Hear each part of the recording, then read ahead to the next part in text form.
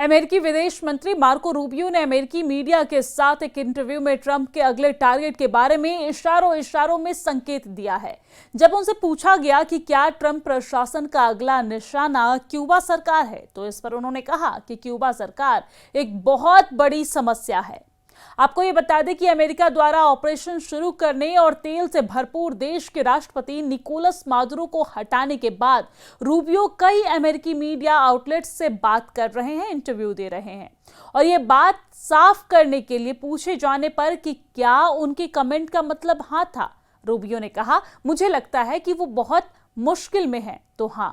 उन्होंने कहा कि मैं अभी आपको इस बारे में बात नहीं करने वाला कि हमारे भविष्य के कदम क्या होंगे और इस संबंध में हमारी नीतियां क्या होगी, लेकिन मुझे नहीं लगता है कि ये कोई रहस्य है क्योंकि हम क्यूबा शासन के बहुत बड़े प्रशंसक नहीं हैं। शनिवार को दरअसल अमेरिका द्वारा वेनेजुएला पर हमला करने और उसके लंबे समय से राष्ट्रपति को पकड़ने के बाद रूस और ईरान सहित सहयोगियों ने तुरंत इन हमलों की संप्रभुता के उल्लंघन के रूप में आलोचना की। शनिवार सुबह बुलाई गई एक बैठक के दौरान क्यूबा के राष्ट्रपति मिगुएल डियाज कैनेल ने इस घटना को एक अस्वीकार्य, अश्लील और बर्बर अपहरण कहा।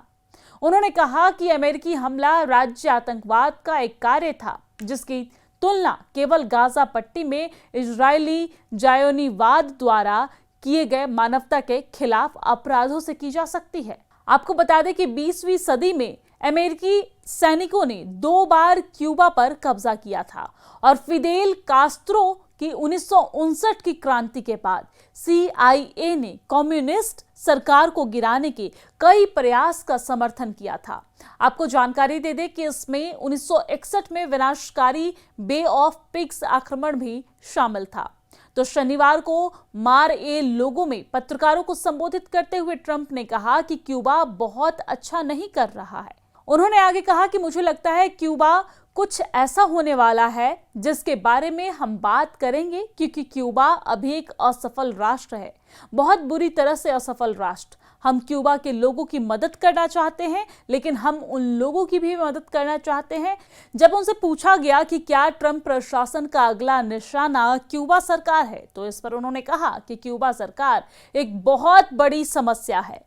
आपको ये बता दें कि अमेरिका द्वारा ऑपरेशन शुरू करने और तेल से भरपूर देश के राष्ट्रपति निकोलस मादुरो को हटाने के बाद रूबियो कई अमेरिकी मीडिया आउटलेट्स से बात कर रहे हैं, इंटरव्यू दे रहे हैं।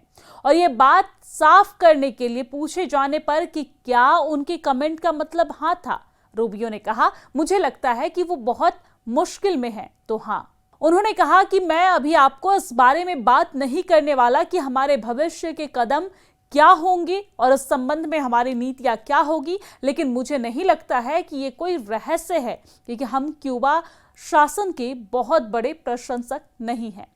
शनिवार को दरअसल अमेरिका द्वारा वेनेजुएला पर हमला करने और उसके लंबे समय से राष्ट्रपति को पकड़ने के बाद रूस और ईरान सहित सहयोगियों ने तुरंत इन हमलों की संप्रभुता के उल्लंघन के रूप में आलोचना की। शनिवार सुबह बुलाई गई एक बैठक के दौरान क्यूबा के राष्ट्रपति मिगुएल डियाज कैनेल ने इस घटना को एक अस्वीकार्य, अश्लील और बर्बर अपहरण कहा। उन्होंने कहा कि अमेरिकी हमला राज्य आतंकवाद का एक कार्य था जिसकी तुलना केवल गाजा पट्टी में इजरायली जायोनीवाद द्वारा किए गए मानवता के खिलाफ अपराधों से की जा सकती है।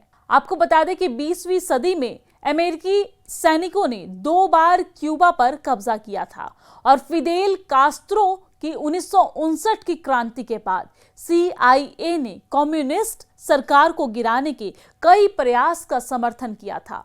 आपको जानकारी दे दें कि इसमें 1961 में विनाशकारी बे ऑफ पिग्स आक्रमण भी शामिल था। तो शनिवार को मार-ए-लोगो में पत्रकारों को संबोधित करते हुए ट्रंप ने कहा कि क्यूबा बहुत अच्छा नहीं कर रहा है।